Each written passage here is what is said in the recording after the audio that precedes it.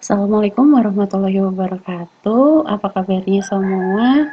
Kembali lagi kita di mata kuliah Akuntansi Accounting for Business 2 di bulan puasa kali ini adalah kuliah perdana. Gimana kabarnya kalian? Semoga sehat selalu ya.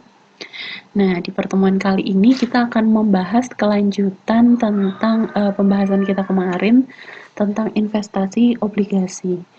Nah, si obligasi itu kemarin kita sudah mempelajari tentang eh, bagaimana cara mencatat obligasi. Ketika kita investasi obligasi, bagaimana cara mencatatnya?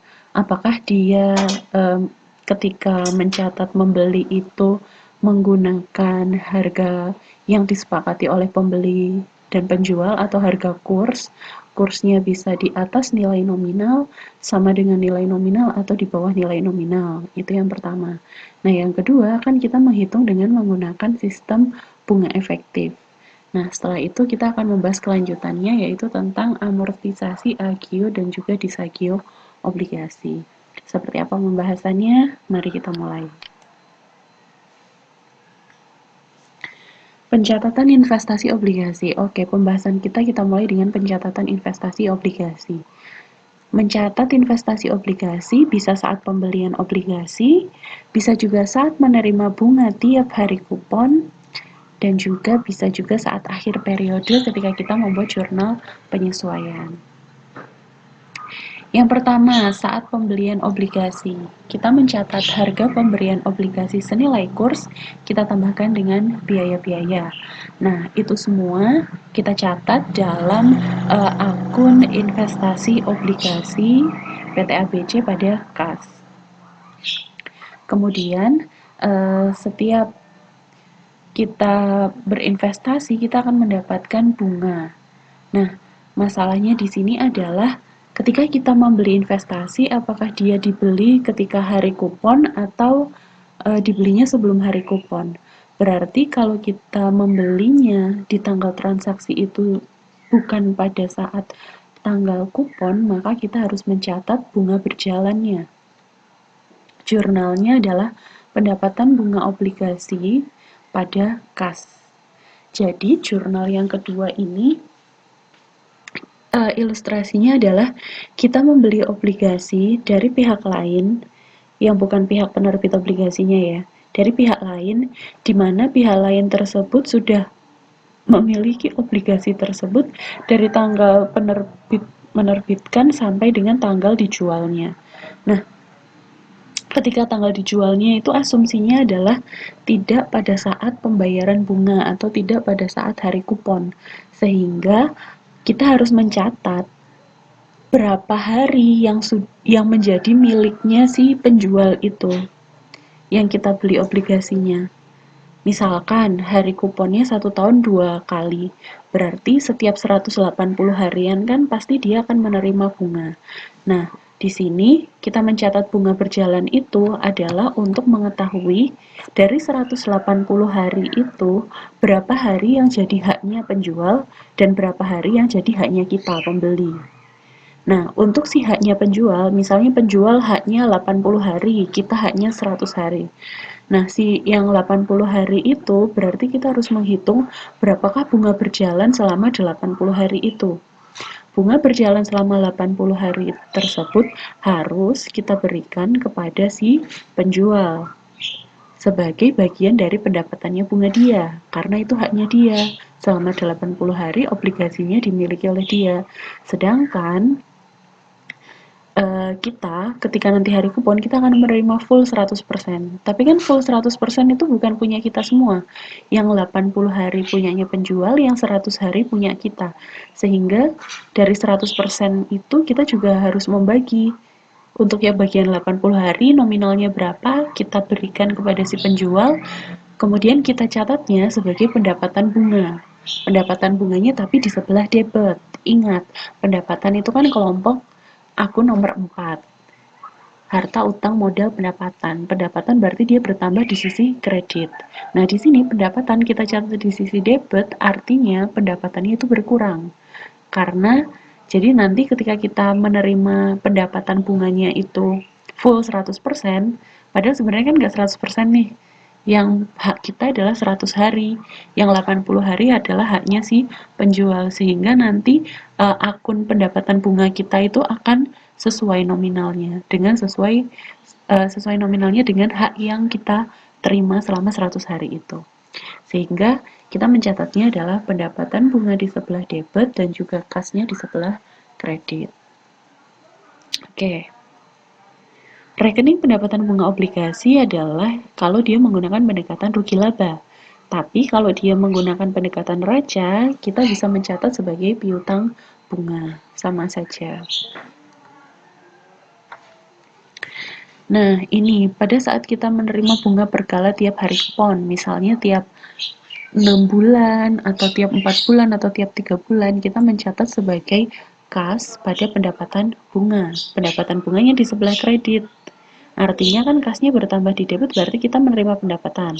Kalau kita bikinkan buku besarnya si pendapatan bunga, tadi kan yang di sebelumnya ini ada pendapatan bunga di sebelah debit, artinya pendapatannya berkurang. Nah, di sini kita menerima pendapatan bunga full loh. Berarti nanti akun pendapatan bunganya yang di sebelah kredit ini dikurangi yang sebelah debit tadi, sehingga akan nominalnya menjadi sama dengan yang benar-benar kita terima, dengan pendapatan bunga aktual yang kita terima. Seperti itu.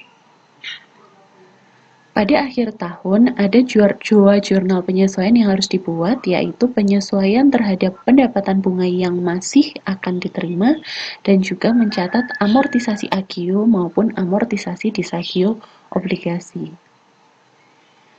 Yang pertama, kita mencatat bunga yang masih akan diterima dari hari kupon sampai tanggal tutup buku. Misalnya hari kuponnya adalah 1 Februari dan 1 Agustus. Nah, berarti di tanggal tutup buku kan kita 31 Desember. 31 Desember itu kita mencatat pendapatan bunga yang terutang dari 1 Agustus sampai 31 Desember. Jurnalnya adalah piutang bunga pada pendapatan bunga. Nah, nanti ketika bunganya dibayar, berarti kita kas pada piutang bunga. Yang selanjutnya, mencatat amortisasi agio. Pendapatan bunga di sebelah debit, investasi obligasi di sebelah kredit. Artinya pendapatan bunganya berkurang, investasi obligasinya dia juga berkurang. Pendapatan di sebelah debit artinya pendapatan berkurang, investasi sebelah kredit artinya investasinya berkurang. Sementara kalau disagio itu investasinya bertambah dan pendapatannya bertambah, jadi investasi pada pendapatan bunga.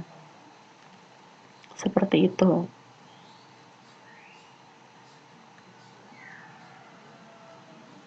Ini sudah kita bahas ya kemarin. Penarikan atau pelunasan investasi obligasi. Dalam penarikan atau pelunasan obligasi, investor dapat menjual dengan harga kurs yang berlaku saat penarikan, sehingga saat penarikan dapat mengalami rugi yang dicatat dalam akun rugi penanaman modal dalam obligasi di sebelah debit, atau laba yang dicatat pada laba penanaman modal dalam obligasi di sebelah kredit. Jadi pelunasan obligasi, obligasi itu kan kita istilahnya ngutangin perusahaan. Nah, ketika penarikan atau ketika pelunasan, itu tuh artinya jangka waktu kita untuk memiliki obligasi tersebut di dalam surat utang obligasinya tuh sudah habis gitu loh. Jadi investor investor. Jadi perusahaan itu dia akan mengembalikan uang kita pokok plus bunganya gitu. Nah, apakah pada saat mengembalikan itu kita anggap rugi atau kita anggap laba? Kayak gitu. Untuk penarikan yang bukan pada tanggal jatuh tempo atau sebelum tanggal jatuh tempo, maka terlebih dahulu mengadakan penyesuaian amortisasi agio atau disagio dalam menerima pendapatan bunga berjalan. Untuk menghitung laba rugi pelunasan obligasi, kalau dia laba itu artinya harga jual lebih dari nilai buku. Sedangkan kalau rugi, harga jualnya kurang dari nilai buku.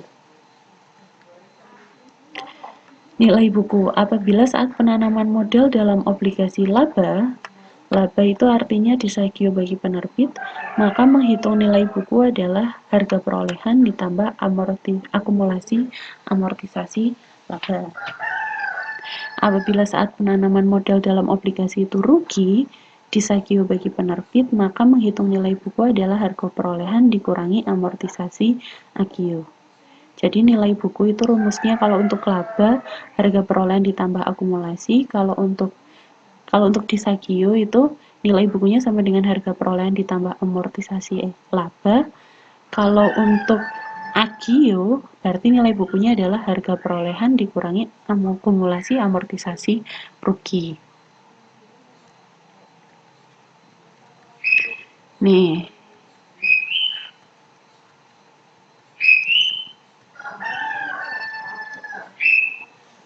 kalau tingkat bunga pasar lebih tinggi dari tingkat bunga obligasi, harga jual obligasi lebih murah daripada nilai nominal, investi mengalami rugi penjualan obligasi. Disagio obligasi. Ketika tingkat bunga pasar lebih tinggi dari tingkat bunga obligasi, harga jual obligasi lebih rendah daripada nilai nominal, itu namanya disagio. Bagi investi mengalami kerugian, bagi investor laba. Kalau tingkat bunga pasar lebih kecil dari tingkat bunga obligasi sehingga harga jual obligasi lebih tinggi daripada nilai nominalnya, investi mengalami laba penjualan obligasi atau agio. Bagi investi laba dicatat pada agio, bagi investor rugi besarnya sebesar laba investi.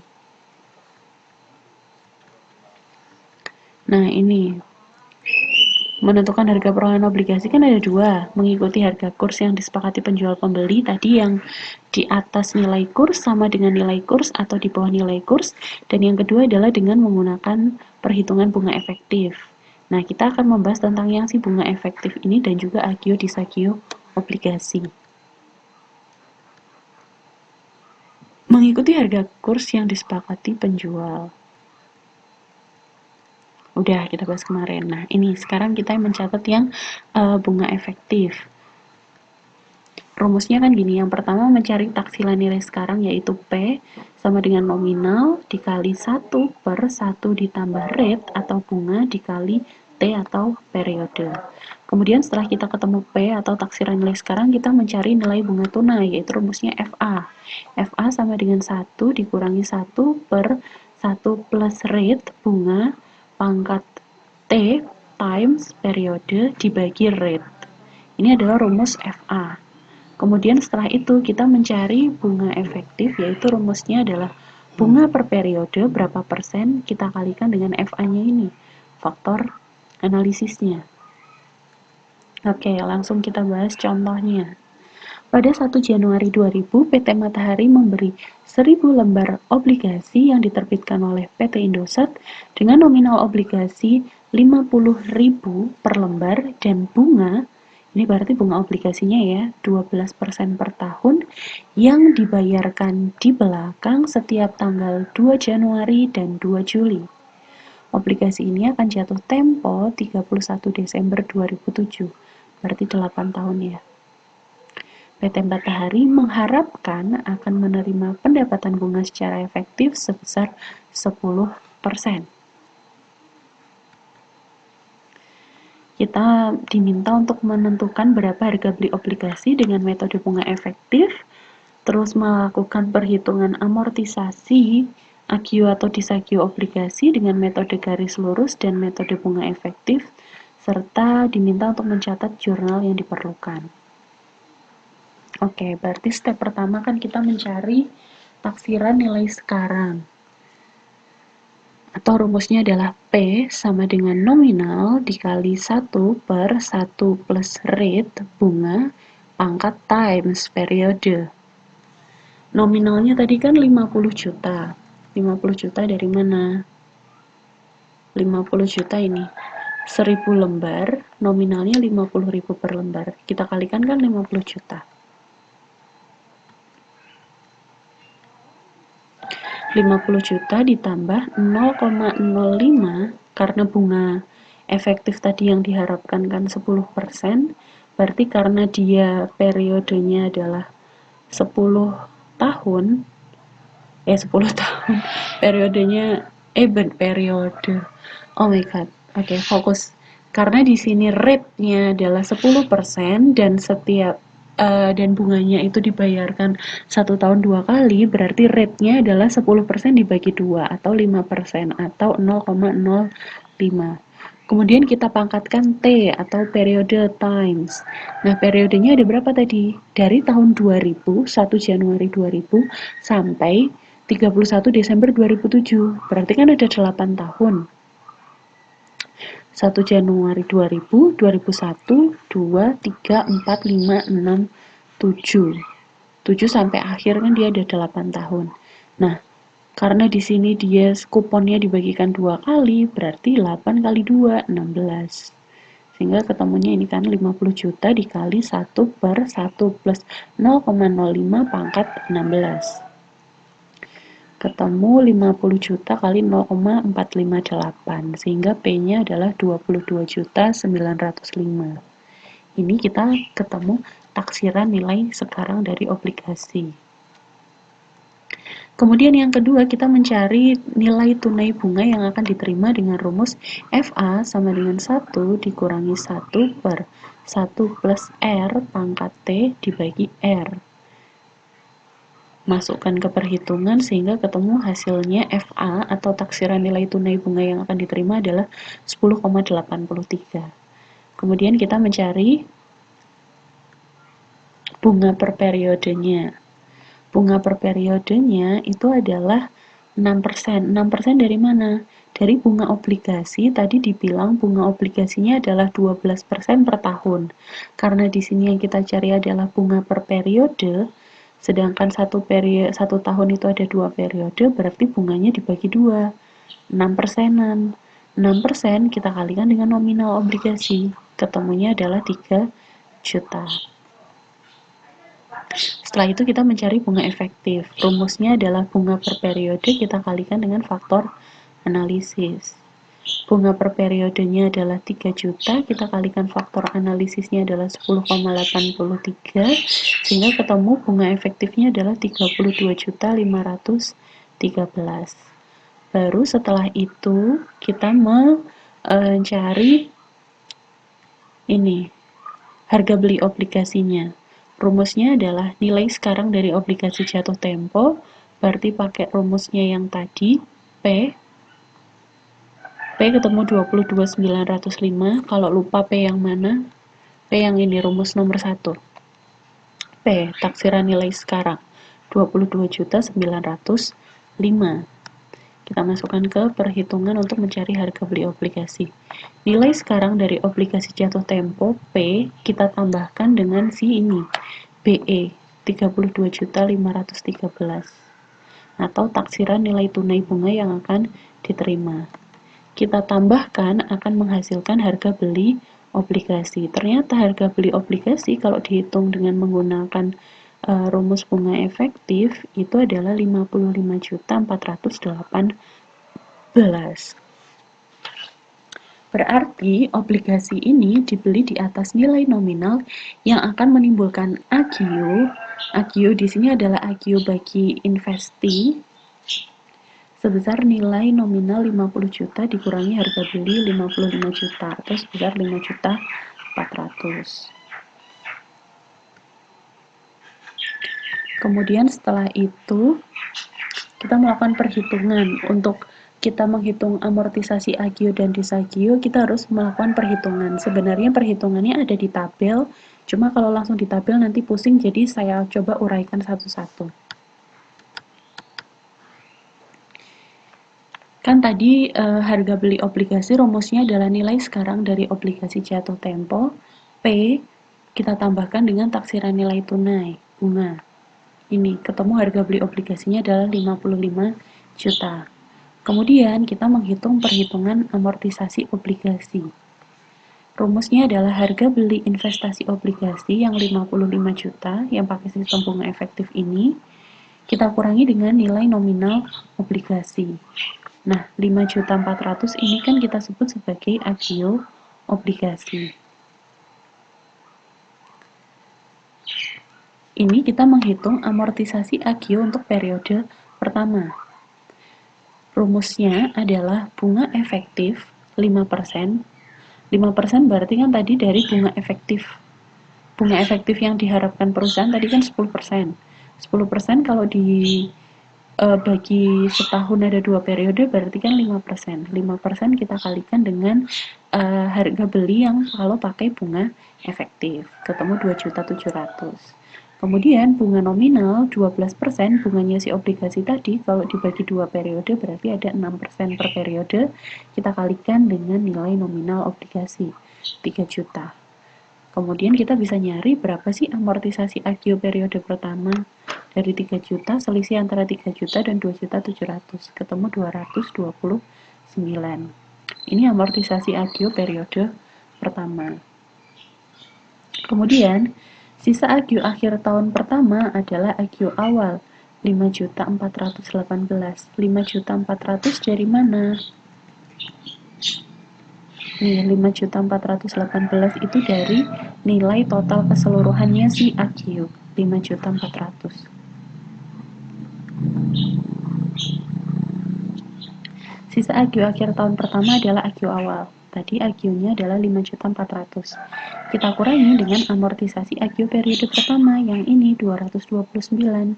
Ketemu namanya sisa agio akhir periode pertama adalah 5.100. Ini sisa agio akhir periode pertama.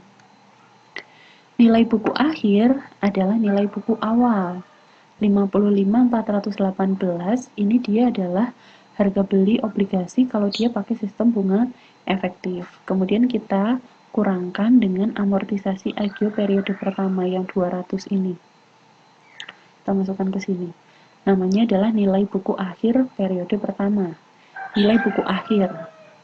Ini nilai buku awal. Awal periode, ini nilai buku akhir tapi di periode pertama.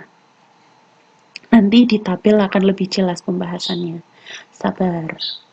Kemudian untuk amortisasi agio periode kedua, sama bunga efektif kita kalikan. Nah, ini pengalinya udah bukan 55 juta yang harga beli kalau pakai bunga efektif, tapi 55.100 ini adalah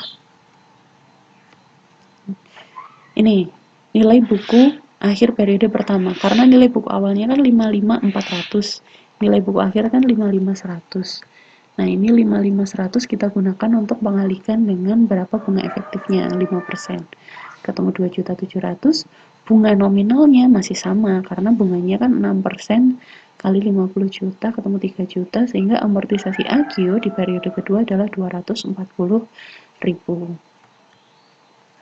Sisa agio akhir tahun kedua adalah si agio tahun pertama, yang 5.100.000 tadi.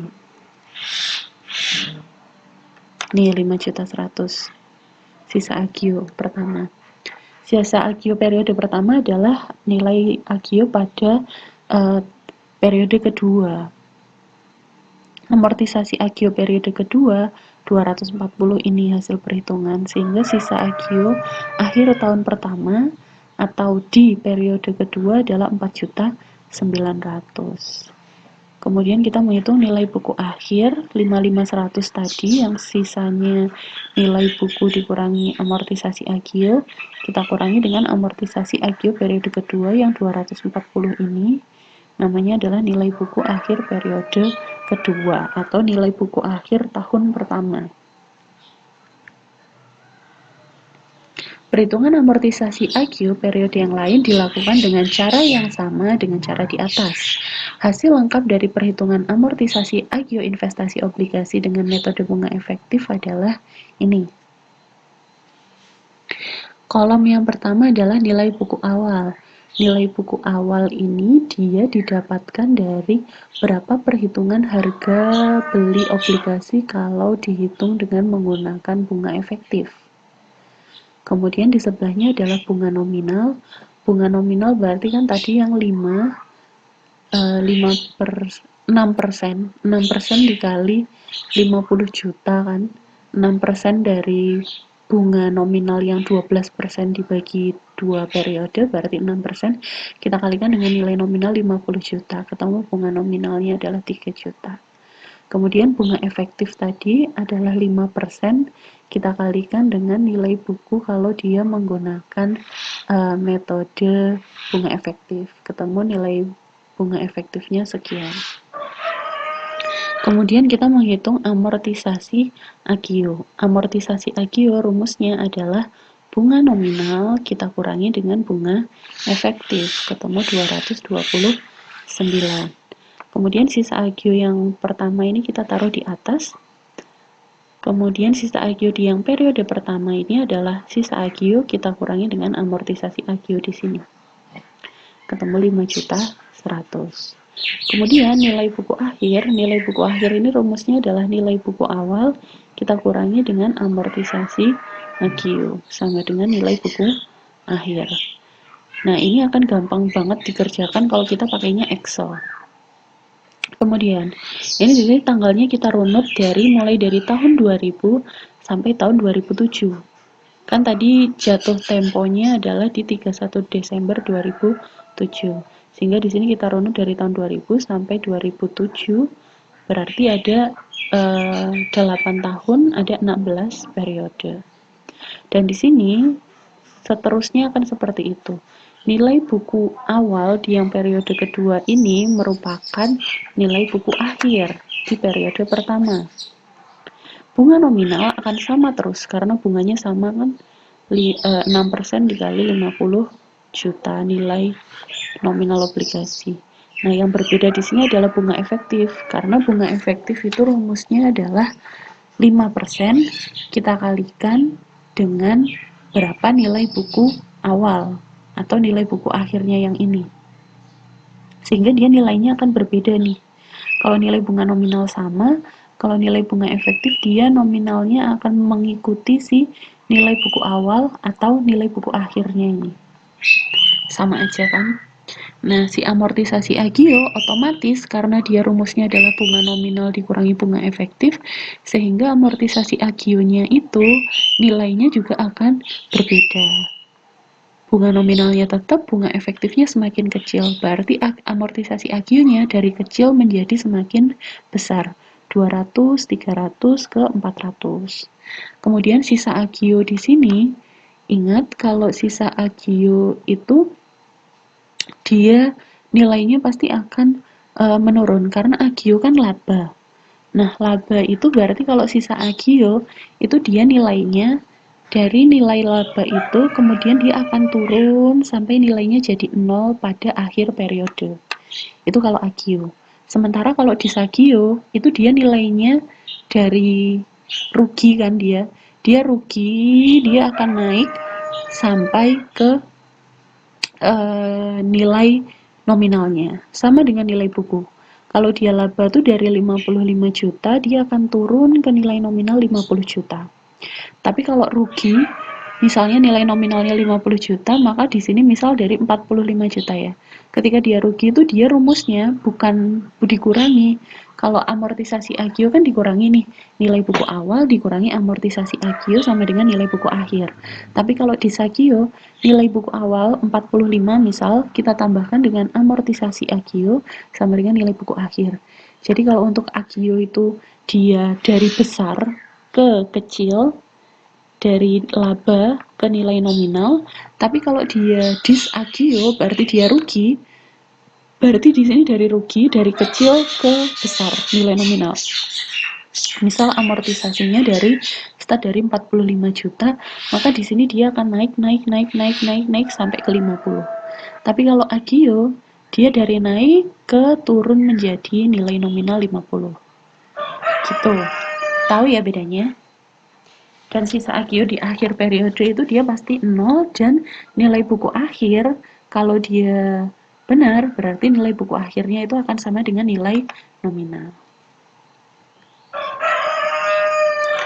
Kemudian selanjutnya kita mencatat amortisasi agio obligasi kalau dia pakai metode yang garis lurus. Ini kalau dia pakai garis lurus itu adalah harga beli investasi obligasi dikurangi nilai nominal sama dengan agionya 5.400.000 sama. Amortisasi agio periode pertama itu langsung rumusnya adalah berapa agionya kita bagi dengan berapa periode. Ketemunya adalah 338. Sisa agio akhir tahun pertama yang 5.400.000 kita kurangi dengan amortisasi agio periode pertama 338 sama dengan sisa agio tahun pertama. Nilai bukunya juga sama, dari 55.418.000 kita kurangi dengan amortisasi agio ketemu nilai buku akhir. Untuk yang periode kedua, amortisasi agionya karena dia pakainya garis lurus, berarti nilai amortisasi agionya sama, 338 selama 16 periode sama terus.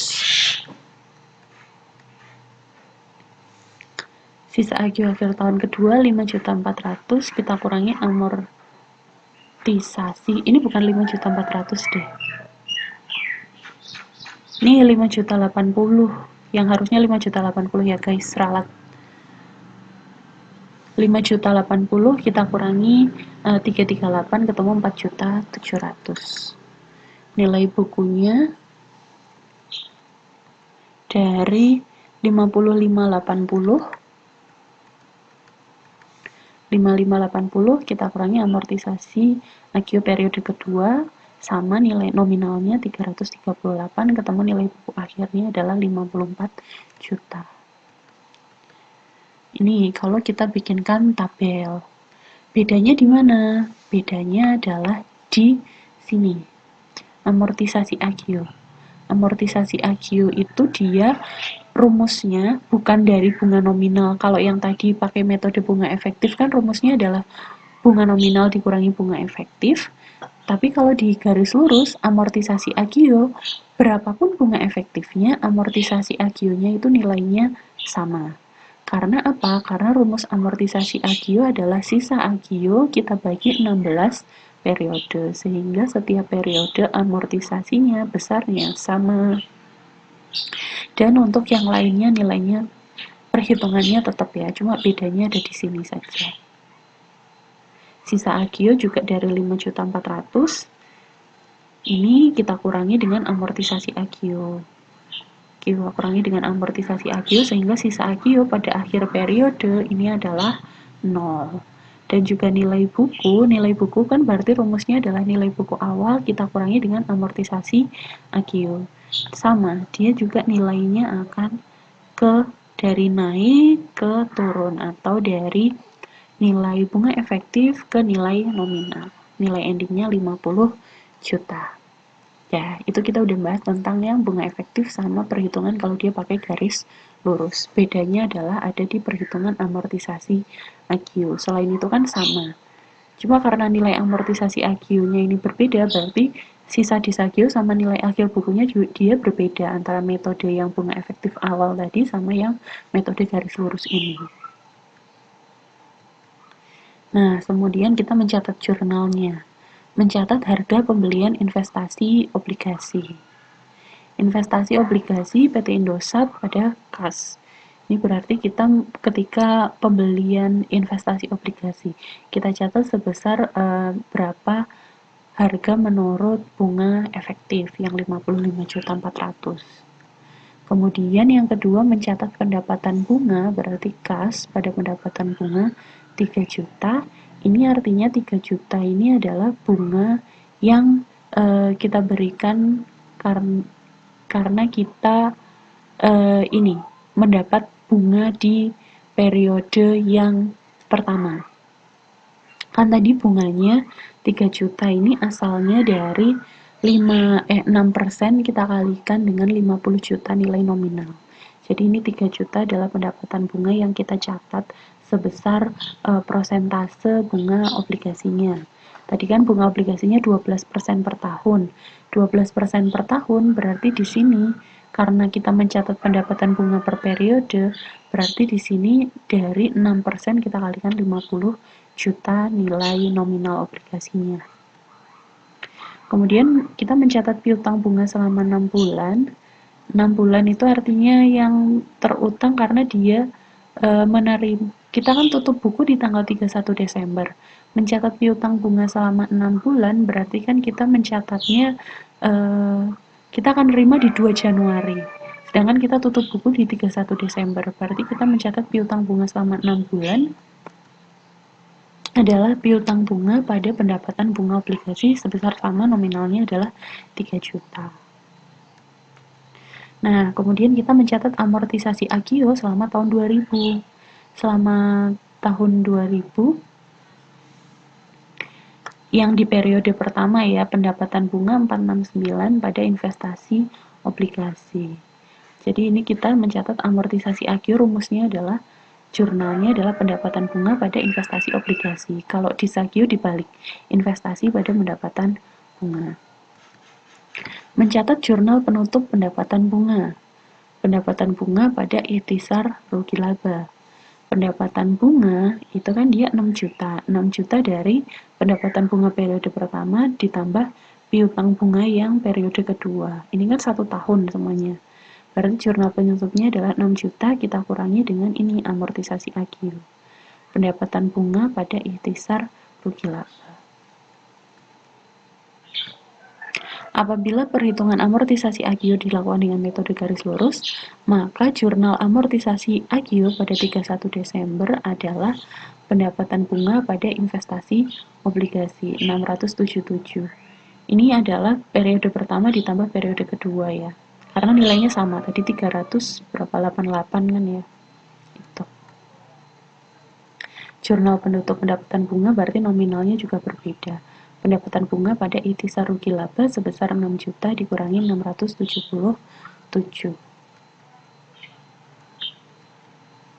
Akibat metode perhitungan amortisasi AGIO, maka nilai investasi obligasi yang dilaporkan dalam neraca akan berbeda. Ini kalau dia pakai perhitungan bunga efektif, maka nilai di neraca pada 31 Desember adalah 54 juta. 54 juta ini didapatkan dari 55 juta harga beli obligasinya kita kurangi dengan amortisasi AGIO periode pertama dan periode kedua. Sedangkan kalau pakai garis lurus itu 55 juta kita kurangi dengan 338 tambah 338 ketemu 54 juta 741. Nah, ini ada PR untuk kalian tentang PT Toyota yang membeli obligasi yang diterbitkan oleh PT Daihatsu. Silahkan dikerjakan, saya sudah sertakan contohnya. Ingat ya, kalau AGIO tadi perhitungan tabelnya berarti nilai AGIO-nya dari laba ke nilai nominal. Artinya nilainya dari naik ke turun, dari 55 juta ke 50 juta. Tapi kalau misalnya nanti kalian ketemu soal yang dis-AGIO, berarti nilainya naik, kebalikan. Misal dari 45 juta, ketika sampai ke bawah, sampai pada akhir periode, maka nilainya akan ke 50 juta. Artinya dari turun, kemudian naik, sampai ke 50 juta.